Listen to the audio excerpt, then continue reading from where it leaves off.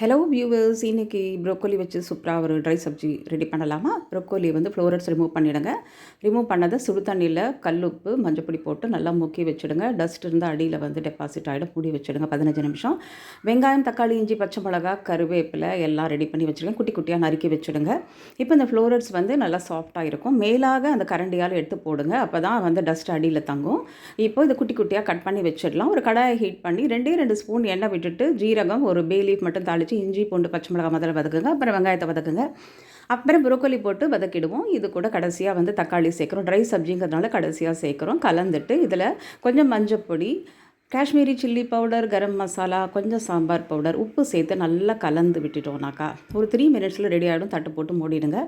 ஒரே ஒரு ஸ்பூன் நெய் மட்டும் சேர்த்துட்டு நீங்கள் வந்து ஒரு கிண்ணத்தில் மாற்றிட்டிங்கன்னா இது வந்து சாண்ட்விச்சுக்கு ஸ்டஃபிங்காக யூஸ் பண்ணிக்கலாம். பூரி சப்பாத்திக்கும் தொட்டுக்கலாம். உங்களுக்கு பிடிச்சிருக்குன்னு நினைக்கிறேன். Stay healthy. ட்ரை பண்ணி பாருங்கள்.